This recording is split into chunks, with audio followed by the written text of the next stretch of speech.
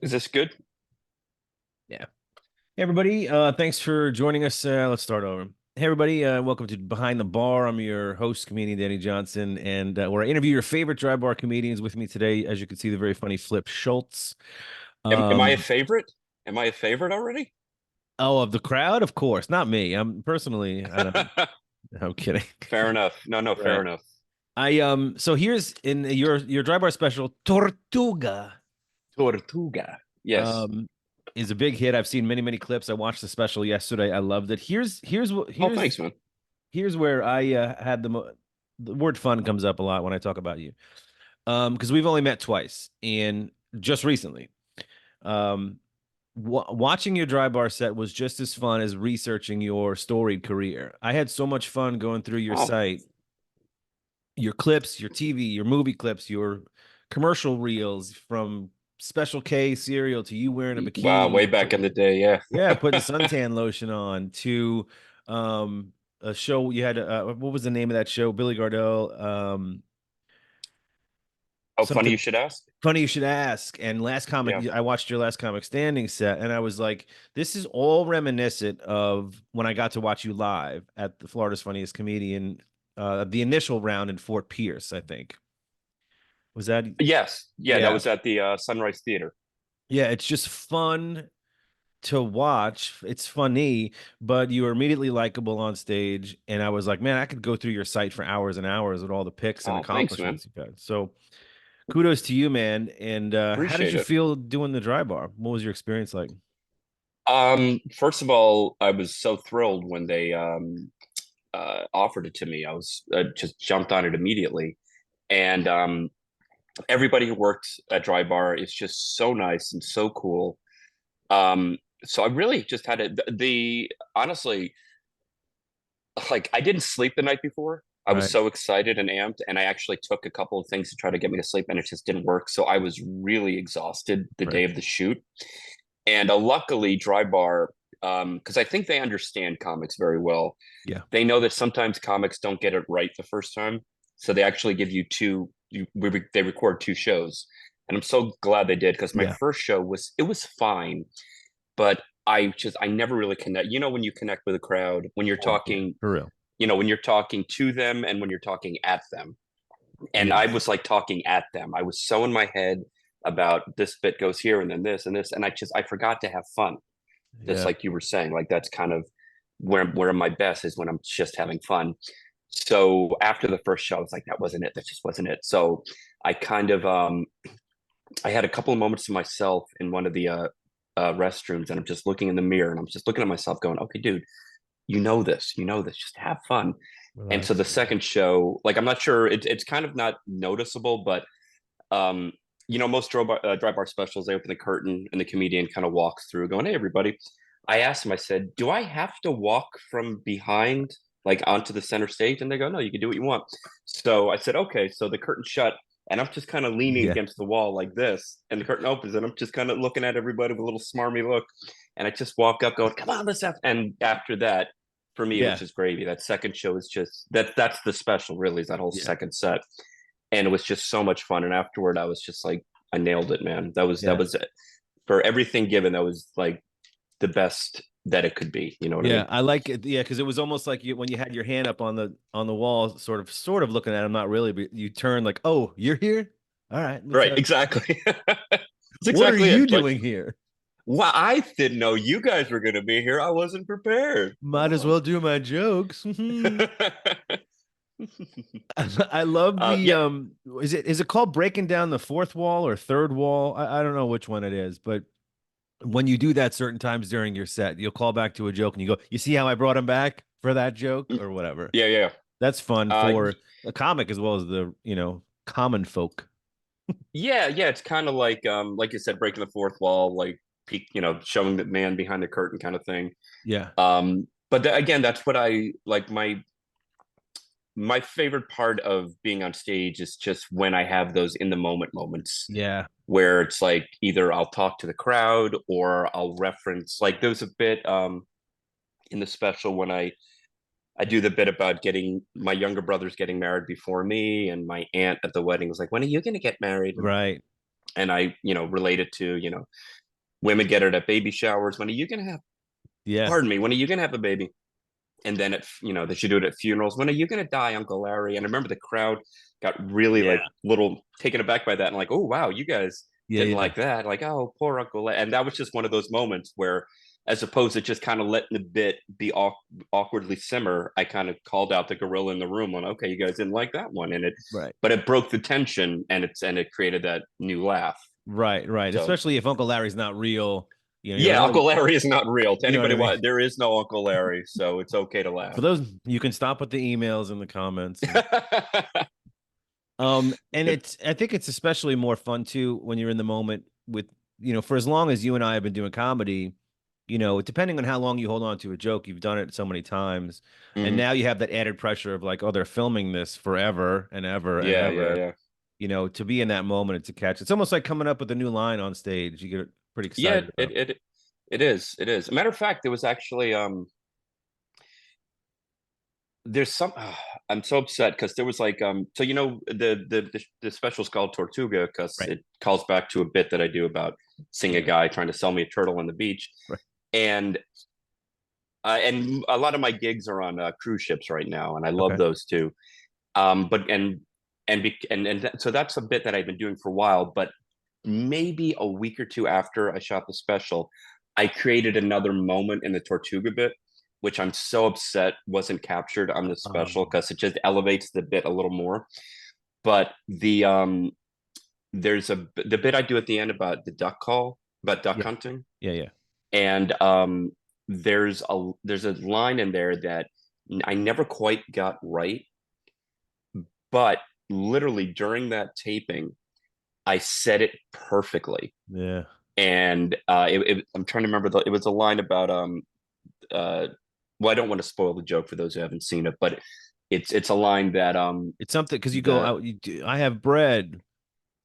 right, and it's within that conversation I have in the Okay. bit where there's just a turn of phrase that I just said perfectly. Okay. And since then, that's how I've been saying it on stage, and I'm just so glad that in that moment during that Yes. taping, I got the line perfect. So at least I know that is out there forever the way that I want it. Right, right. Because had you not, you would have said the entire time your special is being aired in clips, and you're like, yeah, but that last part's different now. I That got last part's not, yeah. And say that's that thing. That's the Tortuga thing. There's something just a little different now that just, yeah. like I said, I think elevates the bit even more. For a So, but what are you gonna do? yeah, but thank God it's captured.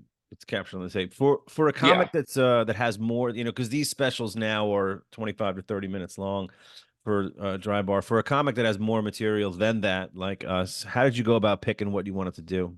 Did you have like your bookends? I got my opening, I got my closing. Let me just tie it together with the yeah. Well, I think because Dry Bar is very strict about being clean, right. um, which is, for guys like you and me have been doing it for a minute, and especially like I don't know about you, but like I do, like I said, I do cruise ships, Yes. and with cruise ships, you have to do a lot of family shows. So luckily, I've been very uh, uh, uh, oh my God, I can't think of the word. I've been doing a lot of clean shows, Yeah. so it wasn't hard for me to do that. So I just kind of thought, like, what are the bits that I know are clean that I've been doing enough that I'm confident in that I Right, can because you got to piece deliver? them together that not necessarily in an order that you may have done them before. Right, Right. right. But I also want to. That's the thing. Like, some comics are very non-connective. Like, here's a bit about McDonald's, and now here's a bit Right. about installing a lamp, and they have nothing to do with each other. Right. Whereas I try to make my bits and stories piece together in some kind of fluid, um, narrative. So that those were all aspects as far as what I wanted to pick. And I pretty much all of them, like I said, I've been doing for a little while on the ships, so I was confident enough in those. There were some other ones that I wanted to put in, but when I was running the set, it was just too Yeah. much time, so I had to sadly take some bits out. But I still think what made it into the final special was reflective of the best of what I can do in a kind of box as far as being Yeah. very clean. Because Dry Bar is also, I mean, there's a couple of moments in the special where a word is bleeped out. Yeah. Like, I'm not sure if you noticed. God Yeah, God. in the And Cardi they in the told me, Cardi B bit. Yeah. yeah, yeah, yeah, yeah. And that's just how I would normally say. And because there was a lot of times where I went, "Oh my gosh," and "Oh my goodness," and "What the heck," and you know, all that is whole. It's just things like that that I had to be very Yeah. conscious about what I was saying. But like, yeah, the Cardi B bit, it just in the moment I didn't realize that I just said God because that's how I would normally do it. And then I Yeah. watched the special when they sent me a first draft. I'm like, oh wow, they weren't kidding around when they said no, Here's a taking. you'll get a kick out of this. A similar story. I've told this before to different guests on the podcast. Tom, you know who Tom Simmons is? Yeah, yeah, yeah. Very funny a good friend, and Hmm. he has this bit where he's just doing a rant, and at the end of the towards the end of the rant, he says Jesus Christ, and he intentionally changed it to cheese and rice, right? Because it sounds similar enough, right? So he's doing his dry bar special, and he goes cheese and rice or whatever, but the closed captioning says Jesus Christ. Really, So it's like, what are they? He did all that work to kind of reword to make it it set, still didn't matter. and it didn't matter. They were like, you know what? Jesus Christ, it is. And they just, It's fine. Jesus Christ. Oh, that's funny. yeah, your special went by. It was over before I knew it. That's how much fun it was, and what kind of Oh, ride you put the audience on. Facial thanks, man. expressions and characters and the shark talking. It was all one big part, like not party, but like I was like, oh, it's all I want more. I wanted to watch more. You know what I mean? Thanks, man. And so that's when I got into your site and started ticking around on all your accolades here. Talking around. That's Thanks. Yeah, right. no, like I said, that's I have a like I kind of like a philosophy of life, and that's just which is never outgrow your inner child.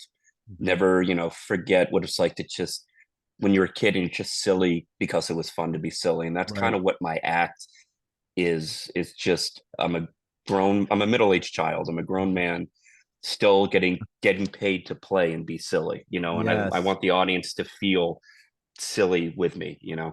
So I think that's it's like an escape. People want an escape, and yeah, there are certain comics that get into. I don't, politics and other heavier stuff, and that's yeah, fine. and I there's like some of them, but the same here. I mean, I obviously wouldn't do it on dry bar, and I don't do it on the ships, but I have, a tiptoe in the political arena, but it's never anything too uh serious, only because A, I'm not good at writing like that, right, and B, it's just I don't want to bring it. I don't want to not. I don't want to remind the audience of all right, the crap going on out there. There's like you said, it's escapism in a club, and yeah, I just want people to leave having a good time. yeah. And I think watching you live in Fort Pierce, I wasn't totally mentally in it, right? Because I'm in the contest, you're headlining Of it, you're course, yeah. closing it out. So I'm like, I've never, we just met. I'm like, I need to watch this guy. I'm watching you, but I'm also thinking, I'm kind of trying to see what the judges are doing. And I'm in my, and then that crowd was a little chatty too, They if were I really chatty. remember. So I was Yeah, excited to watch you live. I was like, wow, this is really fantastic. But here's where I knew that when I talk about likability, I mean, as a person too, when I first met you, I grew up in a very large household on Long Island, New York, and large relatives, large sibling amount. We're always digging on each other. If you weren't being made fun of or poked at a little bit in a nice, fun, friendly way, just like with comedians now, I think we don't like you, right? So when we first yeah. met, you know what I mean? It's just little digs here and there. Like when I first met Tom Simmons, he was stretching out before the show, and I'd never met the guy. And I was like, hey, "Did you stretch out enough? Is it?" I really don't. I've seen your set before. I don't think you need to stretch out. But when we met, I must have said something. I don't know. I was just complaining a little bit or whatever it was, and you took a little dig at me, and we both laughed. And I was like, "I like that guy. He gets it. Yeah, It's yeah. all fun." Let's it's comedy is a is camaraderie. Yeah. It's a club. It's a fraternity, man or woman. Yeah. And when you're in it, and like there's mutual respect, Right. like I still like down here, I still go to open mic nights because I still Yeah. like to work on stuff in low pressure rooms. And I'll sometimes see an open micer who is just awful. Like the jokes are stupid, or they don't have stage presence, Right. or they're just graphic and just like no substance. Yeah. And the critic in me is just breaking down their set, going, "Oh, doing this, doing this, doing that." But there's the comic in me that no matter what still respects that person for at Yeah. least getting up there, you know? So yeah, and then if you meet somebody and then you might throw a little dig at them, a little I won't say the word, but bee busting on, Right, right. and not only do they take it in stride, but they can give it back. It's again, it's almost like the secret handshake of Yeah. comedians, you know? So it's yeah, but it comes down to just a mutual respect thing. Yeah, That's that's just how they. interesting. You bring that up. I mentioned that to somebody. I forget who it was. I'm like, I respect everyone that gets up there. It's a lot of, Mhm. to get up there. I may not like their comedy, but I'm like, I like them as a person, and I like the fact that they're getting up there trying to be creative. And who knows, they may be good down the road. Right, right, right. Yeah, I'm doing an open mic Wednesday, just bringing up index cards, and I got Yeah. 5 to 7. I got to hash it out, and I think it's You important. know what I like doing is because I have a oh, I should have had it on hand, but I have like a book of all my jokes. It's like this thick, Hmm. and I have this one section called ideas. Right. And so what I'll do is I'll go to open mic and I write them down, like a handwrite them on a piece of Yeah. paper in the book, and I have like maybe 100 jokes that either I've never tried or they're old and I don't know if they're still whatever. So go on stage and I'll just say, okay, guys, I got 10 minutes. I got a list of 100 jokes. Yell out numbers 1 through 100, and I'll randomly do these jokes, Right. and we'll see if they. And I'll just be like, we'll see if they work. And it's a fun game because they start yelling out numbers, and I don't know what they're going to pick. And I'll look at a bit, and I'm like, oh man, okay, I think I remember this joke, and I'll go it. Right. And yeah, and it's a fun way to kind of work on stuff, but still make it less Pressure. performative. It's more like, hey guys, we're in this together. You tell me, and then I'll go with Yeah, what they're you want part to of the do. creative process, and they also, Exactly. I think they're too, because sometimes open mic audiences are a little smaller. They're also put at ease, like, oh, these are new, so I may or may not have to laugh. Right. It's no pressure on them and no pressure on me. Exactly. I like the And they yeah. also, And go ahead. and I was saying, there's a sense of excitement too, because they're like, oh, okay, let's see what happens. We're all, like we're all in this together. And, like we might see a bit kill for the first time ever out of his mouth. Right. That'd be great if it was the same audience like a month later, and you went back with the same 100 and you forgot. It's like, we heard number 83. Right. Yeah, we told you to get rid of 83. I 83 wanted, does not work. yeah. I 86, 83. I wanted to ask you about in your on your site and in your history of accomplishments, Dana Carvey comes up a couple times. Mhm. I was curious to see, because I loved his special, Single White Male 60 or something. Straight white male 60. Straight White Male, sorry. Yeah. And you were a part of that either in some capacity. Yeah, I actually co-wrote that with him. That's great. Um, dude, it was so cool. Like, I met Dana originally maybe 2008, I think, right before he did his last HBO special, Squatting Monkeys Tell No Lies. And he was working on that. And this is back when I was still living in LA. And he was at one of the improvs out in Orange County, maybe Irvine. And the club owner or the club manager knew me. I was in with the clubs, and he goes, "Hey, Dana's coming in. Do you want to open for him?" I'm like, "Yeah." Of course. So, so I went out to the club, and I'm in the green room, and Dana comes in, and I was just like, "Hi, I'm Flip. I'm opening. Oh, hey, man, nice to meet you." Wow. Oh, sorry, hold on. You're good. Sorry, my brother was just calling me, but that'll wait. Right. Do I need to start over? Are we good? No, you're good. It was Okay. just a little blip. So, Yeah, you okay. meet him to open for him. Yeah. Yeah. So yeah, he's like, yeah, man, should be a good show. And I'm like, yeah, yeah, yeah. So I left the green room, just kind of give him a space. But he was very nice, very nice. So I watched his set, and it was hilarious. And I had some ideas, just some tags, and I kind of write them down. And between shows, I said, Dana, look, I don't know if you take any ideas. He goes, yeah, yeah, what do you got? So I listed him the tags. He goes, oh, I like a lot of those. Give them to my assistant. If I use any, I'll give you a special thanks in the credit. And I was just like, I'm just thrilled. You think I'm funny? Right. So cut to a special getting released, and he used like 6 of my jokes, and there's my name in the special thanks. Wow.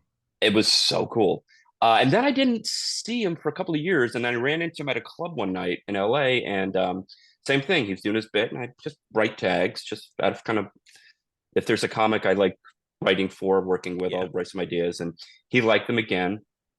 And then he emailed me like a little while later and said, "Look, my kids are wanting to get into stand up, and I like the way you write. can I pay you to come and kind of mentor them? Like, well, I'll just sit around and write. I was like, Yeah. yeah. So I started going over his house with his kids and just talking comedy, and they're talking jokes, and I'm, this and that and theory and whatever. And then after a couple of those, he said, look, I come to his house, and he walks me in. He goes, look, Netflix offered me a special. I'm going to do it.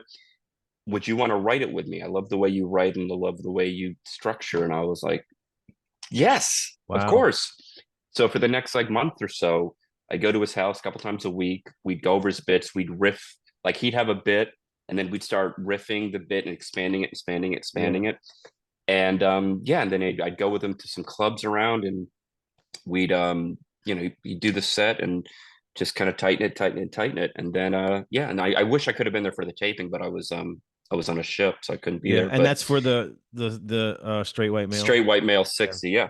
Yeah. And then he and I just stayed pretty good friends, which is like it's like there were a couple times like when I go to his house and before we'd even start writing, we're just kind of hanging out, catching up, and he's telling me about this and that, I'm telling him, and at that point he's Dana to me. He's my buddy, but there's still that little voice in my head just going, that's freaking Garth. Right. That's the church lady, and I'm sitting in his living room just Right. shooting the stuff with him. Like Yeah. this is mind blown. Yeah. I It's like just this, I like his podcast too. The Fly on a yeah, Wall. with David Spade. Yeah, yeah, Spade. I listen to it all the time. It's a great show. Yeah. Yeah. That's great, man. Like I mentioned before, I watched some of your old commercials. Actually, I don't know how you said they were old. I didn't know they were old, but the one with sunscreen where you're applying, I could, you're Special in a K. Yeah, bikini. I I'm was in a like, speedo. yeah, I was like, I don't know that I'd have the confidence. I'm not in the best shape, but Oh, I'm not sure if you saw the video. I look like as the joke goes, some guys are built like Greek gods. I'm built like Greek yogurt. right, right. But yeah, I was like, I don't know I wonder if the money came into play with that. To put myself in your shoes, I'm like, well, if the money was enough, I'd pretty much take It's funny you say that. I used to do a bit where I talk about that and like kind of like explain what the commercial was. And I remember thinking like, man, I don't know, like my I do have pride. And then Kellogg's gave me the check. I'm like, wow, you nailed my pride to the penny. Good for you. Uh, yeah, it was one of those because I think that was from 2000, so it's over 20 years ago. Okay. Um, but I think I was still living in Florida before I moved to LA, and I was just like, just trying to get Yeah. gigs. So Yeah. Kellogg's was like, you're gonna be in a speedo. You okay with that? I was like, Yeah. yeah. Oh no, you know what? That's what I remember. When I went in for my audition, right? I had to take my shirt off, and they wanted to see what it looked like. And I went back for the callback, and I'm also, in as a comic, and you know how to be charming in those moments. Right. But I remember they left the room or something to talk, and I happened to look in the notes, and what they wrote next to me was Flip Schultz, funny looking body. Good. It's like It says funny good next looking. to Yeah, not funny looking body. Like, all right. But yeah, then we did the shoot, and it was fun. It was actually cool because I was like, since I was the lead of it, I had like a tent and an yeah. umbrella and people fawning over me. So, Yeah, like that's I said, always they nailed fun. pride to the penny. I've done all local regional commercials, and so some I've Mm, been the star, some I've been the secondary to a semi celebrity or a pro athlete or whatever, and you can definitely tell the difference when you're the star. yeah, yeah. No, I I did a lot of commercial stuff in my day, so it's always fun seeing that process, I no did matter it. where you are in the pecking Oh, order. oh yeah. I did a commercial with Fred Funk, professional golfer. He's a senior tour guy. And obviously I'm the secondary, and we're on the golf course. It's December in Jacksonville, Florida, and it's cold, it's 40 degrees. And as soon as and we're all freezing, cold and shivering, trying to shoot this commercial. And as soon as they yell cut, they're just running over to him with blankets and hot cocoa, almost knocking me over, really. Like, excuse me, we got to get. I was like, what Got to about get the to. guy? What about the other guy? There ain't no other guy. It's just funk and nothing. Well, look, we're coming up on your. I know you have got to get going, but look, before we get to the 5 questions to end the podcast, Mhm. Flip Schultz on Facebook, flipisfunny.com, right? And Yep. Flip is funny on Instagram too. And I don't know if you do the TikTok. Flip is funny on every social media platform except Okay. Facebook, Instagram, Threads, YouTube, Clapper, if anyone's on that, What's TikTok, Clapper? and that Clapper's another social media app. I think it's kind of like Instagram for adults or TikTok for adults is Huh. a way to describe it. A friend of mine got me turned on to it, and I wasn't giving it much attention until one of my videos started blowing up on that. So I'm like, all right, I guess you guys are part of the loop now. Wow. And then, yeah, on Facebook, you could just look up Flip Schultz or flipisfunny.com has all the links. Yeah. And you're a global comedian. It says, I don't know, way more than a dozen countries you've been in. And Oh, yeah. Yeah. I've performed, it's wow, interesting. all over Scandinavia, Sweden, Norway, Finland, Germany, England, Egypt, Honduras, Mexico, I've been afraid. I'd be afraid Caribbean. to do all that. Like, because I don't know that my comedy translates to 100% of the US, let alone Sweden. You know what? Honestly, because like in Scandinavia, I was really blessed. I went over there initially with, Pablo Francisco. Yeah. Pablo is a really good buddy of mine. I've known him for a long time. And in 2007, he got offered to go to Sweden. He kind of became big over there through his Comedy Central special. And he brought me over. And I was nervous too. I was like, oh my, is this going to Yeah. translate? And I found out, everybody over there speaks English as a second language. Okay. So it's like nothing's lost with the words. And the only thing you just had to be aware of was just pop culture references. Like Right. this, a bit you do about this commercial, they won't get because it's only an American commercial or an American, you know, fast food chain or this or that. But Wow. talk about relationships, talk about movies that are world global, everything else kind of Wow. Yeah, works. that's a great point. Human behavior is the same everywhere, really. Yeah, yeah, absolutely. Just like I said, pop culture things. Little tortilla boy is one of Little them. tortilla boy. He actually, I do a bit. I didn't do it on Dry Bar, where uh, the premise is something ridiculous, and I frame it as a coming attraction. Okay. And I do the movie voice, Yeah. which I learned from Pablo. And incidentally, just for the record, I didn't steal a bit from Pablo. Right. Because a lot of people do the movie voice, coming attraction guy. But I did the voice I'm basically impersonating Pablo when I do it Right. because he's so freaking brilliant at that. Oh yeah. I yeah, I remember watching. I never met him, but I remember watching his specials when it first came out. I think Comedy Central Hmm. specials and just Yeah, yeah. killing it up there. Oh, yeah. Like I first met him in, I think, 97 or 98 when I was still living in Florida. He was working at the Miami Improv. I never heard of him. This is before his Comedy Central. Never heard of him. How great is that though when you And never hear of somebody and you see them and you're like, "Oh." yeah, oh my God. Dude, blown away is an understatement. I'm Yeah. watching every night. Yeah, I'm the MC. I don't, and I'm just watching them like this every night. Yeah. And I remember one night we went out to like a bar by the club, and I said to him, "You're exactly the kind of comic I want to be on stage. Just free form, silly Yeah. characters, physicality, like every aspect of Pablo." Uh, was what I wanted to be on stage, Yeah. and I think I've got like, and then I got to know him and I got to really see him work, and I wrote for him too, or with him. And so I think a lot of my stage persona is influenced by Pablo. Yeah. Just again that, but like that, sometimes I'll find myself just kind of going, "Pop." I'm like, oh, that's a Pabloism I just did Yeah. there, but you know, Oh he's yeah. just he was at just We get that great, once in man. a while. You get into especially if you get into a flow on stage. I've done Hmm. a Reganism, Brian Reganism before, where Hmm. I said something and I'm like, I just sounded like one of my idols, and I gotta stop. You know what I mean? Like, You kind of go like this. right. Uh, All right. Let's wrap it up. But make sure you check out a special Tortuga on Dry Bar and everywhere else, Peace. YouTube. And then Flip is funny. 5 questions to end the podcast. All right. Podcast? The pod class. Yeah. Let's end the pod class. Hey, forget about it. Very easy. Number one, comedy influences.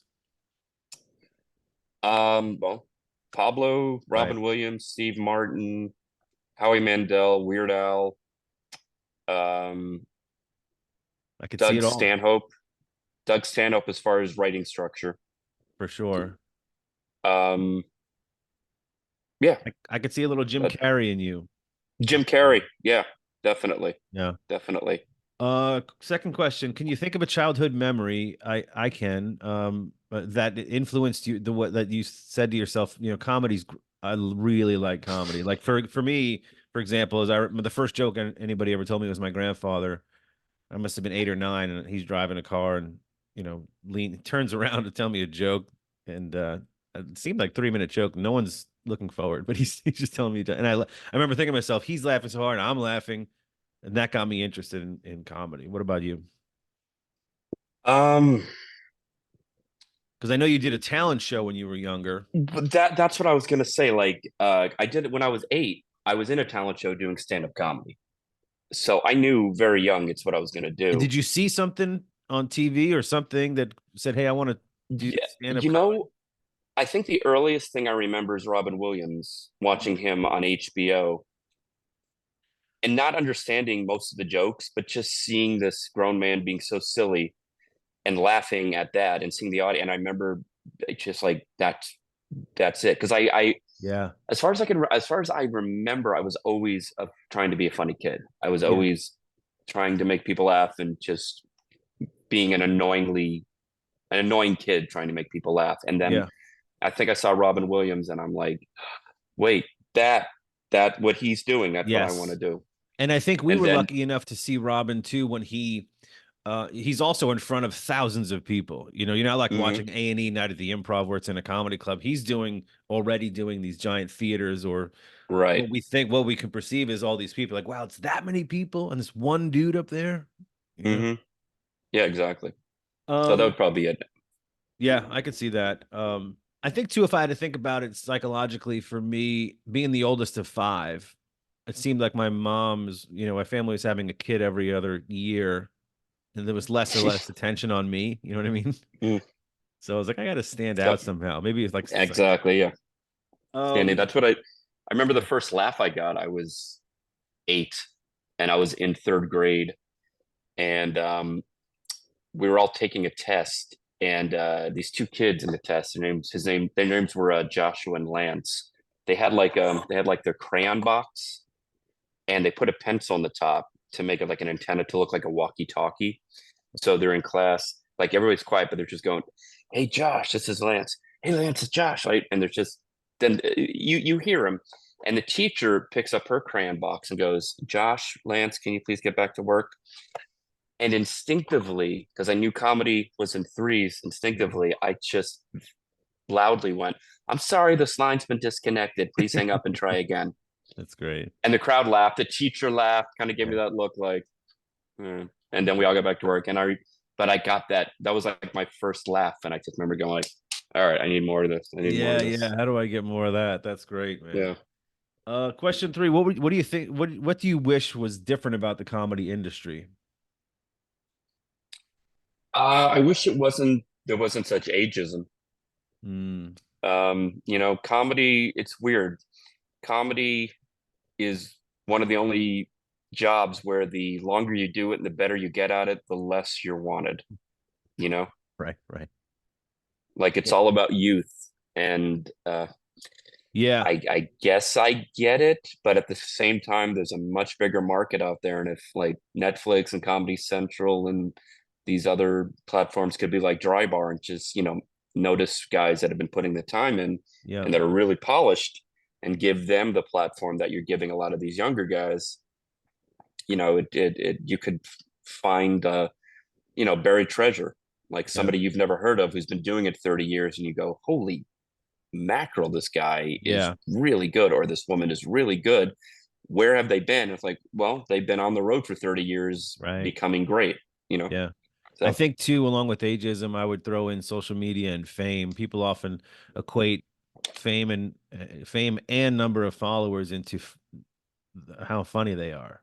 right, right. So like for example, I think if someone came to see you or I at a comedy club, they would walk out to and that guy's funny. Well, maybe, Right. maybe for me. Right, right. Not me. They were like, he should be really should be the MC. Uh, and Kidding. then, but if they said, then if we sort of blew up to whatever, we're now headlining Madison Square Garden, and they went to see the same exact show, they would walk out and go, "He's really funny. You guys got to come see it. It's a different. All of a sudden, it's the same joke. Potentially the same Right. jokes, and it's Right. frustrating." Yeah. No, social media is very frustrating. Like, I hate that we have to do it, but we have to Yeah. do it. Like Uh, that. I don't know. When did you start? I would say 2000 ish. Okay, so you were probably, yeah, you were kind of on the cusp Mhm. when the internet and social media was starting to become Yeah. something. Like, I started in 92. So I was just talking to some people about this the other day. Like, I remember having to make VHS copies of my Yeah. set and put them in the mail along with a printout of my veils Yep. to comedy clubs and Yeah. wait to hear from them. And going, handing out uh flyers or postcards with my picture on it just as promote, like doing all that legwork and all that Yep. grunt work before it just social media went, "Oh, here's everything you need to know." Yeah. But I appreciate that I had to do that because it gave me a much better sense of the work Right. and dedication that it really takes to make it in this business. Right. And now, yeah, with social media, like you said, it on one hand, it's leveled the playing field, but on the other hand, it's made a lot of very mediocre entertainers Yes. jump to a headlining status just because they have funny sketch videos or they have a video of them getting kicked in the crotch with the broom and it's got 2 Right. billion views and the club's like, well, they're going to pack it out. And It they might really pack it is out, about but packing they're it never out. going to come back because this person can't headline a freaking show. It's funny when you talk about VHSs. When one of the credits I have on my comedy bio is I did Comedy Central's Laugh Riots contest years and years ago. Made it to the finals, and when people ask how long ago was that, and I go, "I'll give you an idea." They sent me my set on VHS. That's how old it was. Like, hey, here's your Yeah. VHS copy of your Yeah. favorite place to perform. Club or city or Either. whatever. Yeah. Um, Man, What's home? What's uh, home to you? Like the South Florida improvs, maybe, or South Florida Improv is great. That's not, I guess, because I had a home club down here that closed down, oh my God, almost 20 years ago. I guess right now my favorite club is probably McCurdy's in Sarasota. okay. I've been working for them since the 90s, and their club is just so freaking perfect. The Yeah. crowds are always hot. The room is set up perfectly.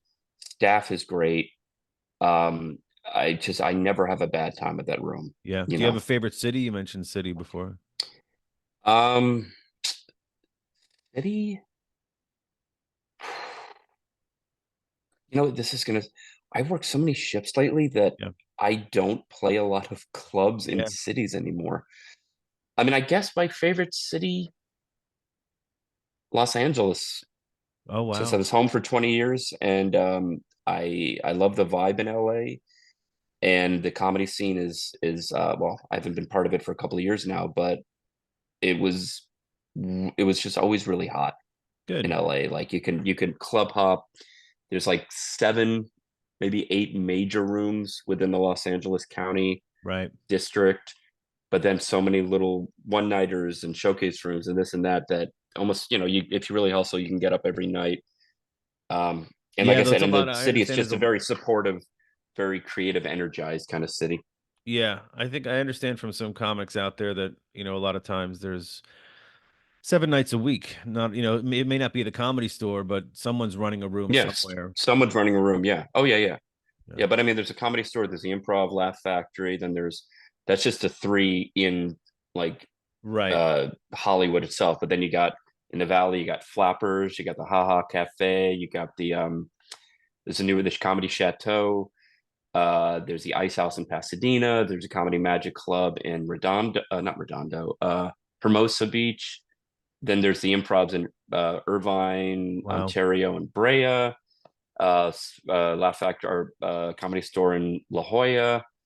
Um, And then, then you could go to like you drive to San Francisco, whatever. But anyway, LA though, but yeah, but then you got like I said, little pop-up Yeah. rooms and showcase rooms. So yeah, you can really Good. get time out there if you hustle. Last question for you, and then we'll Let's do it. release you into the wild. Um, if you weren't what do you think you'd be doing if you weren't a comedian? If that didn't happen in your life? Crying. Um, Probably a teacher. Interesting. A teacher, or if I really had my druthers and had the fortitude to really pursue it, maybe astronomy. Wow. Okay. Maybe an Yeah, astronomy teacher. or an astronomy teacher. Yeah. Yeah. Well, cool. Flip Schultz, thank you so much for being with us today. Flip is funny. It's Thank on you. all social media. Tortuga, which I've been saying ever since I watched your special. That's why it's called Tortuga. And my son is, I'm walking around the house, Tortuga. He's like, what are you doing? I was like, not a big deal. Thanks, man. All right, man. We'll talk That's why soon. that's why I called it that. That's like when I do that on the ships, kids. I have a kid. This kid came up to me during a show, and I go, "What's up, guy?" He goes, "I got you a gift. You got me a gift?" And this kid comes up and he gives me a wooden turtle that he got at the Oh, beach, and he said Tortuga. I'm like, "Oh man, that is so cool." So that's one of the reasons why I called the special that, because it seemed to be yeah. the hook of the set. Did you whip it off the So side of the ship? Like, I got enough presents, kid. no, it's actually on my shelf in my office. All right, man. It was a pleasure. Hope we talk soon. Thank you, Danny. Thanks for having me, man. Yeah. Thanks, brother. Bye.